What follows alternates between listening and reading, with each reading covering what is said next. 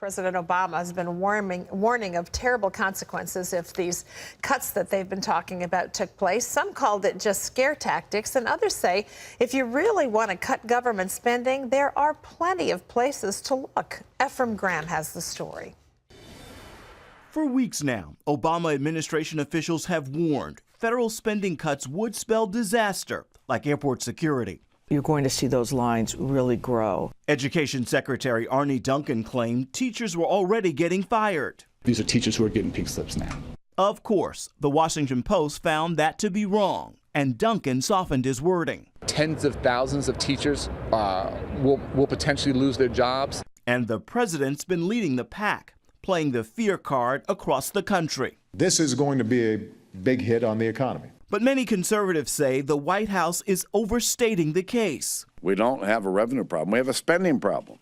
And it's time to get serious about it. Nothing's going to happen, and that's Obama's biggest fear, because America's going to wake up and notice no difference in the cuts. So now he's saying, well, it might take a month before you notice. He's buying time because he knows the cuts are probably going to go into effect, and no one is going to notice. And critics say if Washington really wants to cut spending, there are plenty of places to do it. A study by the General Accounting Office in 2011 found Washington wastes between $100 and $200 billion because so many programs have been set up that are really basically doing the same thing from different parts of the government. Cutting could help trim this kind of waste. Multiple agencies that oversee food safety, 20 programs to help the homeless, and 80 programs to oversee economic development. The Conservative Heritage Foundation has found numerous examples of government waste as well, such as spending nearly $1.7 billion in 2010 to maintain 77,000 underused or unused buildings. The failed solar cell manufacturing company Solyndra cost $528 million. Officials from the Department of Agriculture and Energy approving a $76 million grant for a wood-to-ethanol plant in Georgia, despite concerns about it. The plant closed in a year without producing any ethanol. The Department of Agriculture spent $2 million on an intern program that hired only one full-time intern. And the Environmental Protection Agency awarded a grant of $141,000 to fund a Chinese study on swine manure.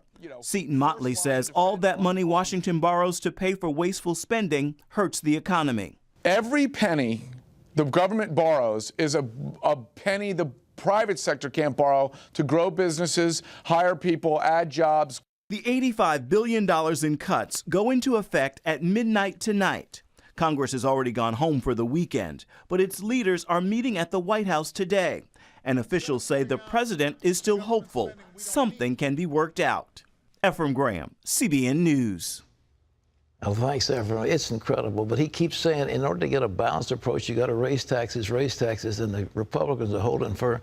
And if they hold firm, their base will be with them. If they break on this one, they've got a problem.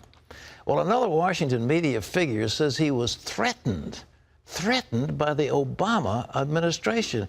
And this particular gentleman happened to be a key player in the previous Democratic administration. Wendy Griffith has that story from the CBN newsroom. Wendy. That's right, Pat. Lanny Davis says the administration put pressure on the Washington Times to stop running his columns. Davis is a longtime supporter of former President Bill Clinton and an Obama supporter, but apparently something he wrote upset the White House. He told Washington radio station WMAL that an Obama official once contacted an editor at the Times. He says the official told the editor, quote, that if he continued to run my columns, he would lose, or his reporters would lose, their White House credentials. Davis says he didn't know why the call was made, and earlier this week, Bob Woodward said an Obama official criticized him for his reporting on the president's role in the sequester crisis. President Obama wants the Supreme Court to overturn California's ban on same-sex marriage. The administration submitted a brief Thursday against Proposition 8, a measure that was approved by California voters. Obama personally signed off on the move, marking the first time a U.S. president has urged the high court to expand the right of gays and lesbians to wed. The president announced before the election last year that he now supports same-sex marriage. In 2008, he opposed it. The president called his change in views a, quote, evolution. Marriage is between a man and a woman. You know, my feelings about this are constantly evolving. I struggle with this. I think same-sex couples should be able to get married. Our journey is not complete until our gay brothers and sisters are treated like anyone else under the law. The president said last year he believed the issue should be left up to the states to decide. Now, the Supreme Court could decide whether to redefine marriage for many of those states. Chicago Public Schools plan to start teaching children sex education in kindergarten. The Chicago Board of Education passed the new policy Wednesday. It mandates a set amount of time be spent on sex ed in every grade. Most public schools begin teaching sex ed in 5th grade. Under the new policy, kindergartners will learn about basic anatomy, reproduction, healthy relationships, and personal safety. Chicago has the 3rd largest public school system in the country. Parents will be allowed to opt their child out of the sex ed program. Pat, is kindergarten too early to talk about the birds and the bees? Are you kidding? Those little children don't have a clue, and they shouldn't be forced to. I mean, it's like trying to open a rosebud before it's ready. You just leave it alone and let the natural processes take. But they're too young. This is absurd.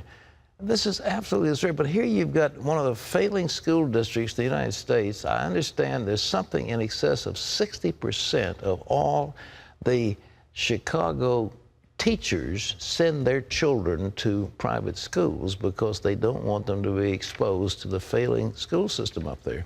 And to add this, I mean, why don't you teach them about how to read and write and count and do computers instead of getting to sex education? Who needs it at that age? It's just horrible. But that's just one more of the liberal initiatives to force their point of view. You see, we believe in America in freedom, in free choice, free enterprise, freedom. But the liberals, the progressives so-called, they want to enforce their point of view, and they want to have people in lockstep accepting what they want. And if people won't accept it, the Russians were willing to put them in gulags. The Chinese have been willing to put them in prisons. And here in America, the liberals think they've got them in school, and they want to indoctrinate them and force them into a mindset that is contrary to what their parents believe. Wendy. Well, here's some good news, Pat. Housing sales are picking up, and the lowest mortgage rates in decades are a key reason why. Those rates are close to their all-time lows. The average rate on a 30-year mortgage stands at 3.51%. That's close to the record of 3.31% set last November. The ultra-low rates have also encouraged many people to refinance, and that often leads to lower monthly payments and more spending money. Well, in 1960, the movie Exodus told millions around the world about the birth of the Jewish state. The film had a powerful musical score, but it didn't have any words until a young Pat Boone came up with the lyrics. As Chris Mitchell tells us, those words now have a permanent home in Israel. Exodus. Exodus hit the screens in 1960 with a star-studded cast including a young Paul Newman. Its Academy Award-winning score contained no words because no one's lyrics could satisfy the composer, director, and publisher. That is, until Christmas 1961. I put the needle on the record, and I hear boom, boom, boom, boom. And the words, "This land is mine," came into my mind, and I thought, that's the story. That's the whole story of Exodus. Wait a minute. Boone picked up the nearest thing he could find, a Christmas card, and began to write. The first words are, "This land is mine." And by the time I got those words written, the next words came, "God gave this land to me." The words of Exodus spread throughout Israel and gave hope to young boys like Shaya ben Yehuda, the son of Holocaust survivors. We grew up very much in the feeling that during the Holocaust, our people were abandoned. But listening to this song and understanding that we are not alone anymore, that was something that was very special for me. Years later, Ben Yehuda became International Relations Director at Yad Vashem, Israel's renowned Holocaust memorial. He asked Boone for a copy of the words to Exodus. Boone went a step further, giving Yad Vashem the original. Connecting those words with the story of the survivors who came and built this country despite of what happened to them, and have these words here in Yad Vashem, I think it's something that will give a message to future generations. For Boone, the moment was profound. To me, this is one of the 2 or 3 moments in my life I consider the reason that I'm alive. And I think God's purpose for me to be here on the earth. The Christmas card will become part of Yad Vashem's permanent collection. During the ceremony, organizers played a version of Exodus, sung by Boone years ago at Masada. This land is mine. God gave this land to me.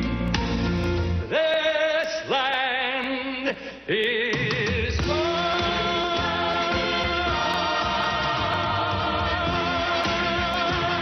Chris Mitchell, CBN News, Yad Vashem, Jerusalem.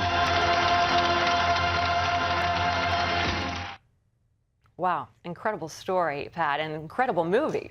It was a great movie. I tell you, it brings tears to your eyes. Pat's a dear friend. He's a wonderful guy, and what a tribute. He's well deserved, and that could become the theme song of Israel. Probably, in a sense, it has.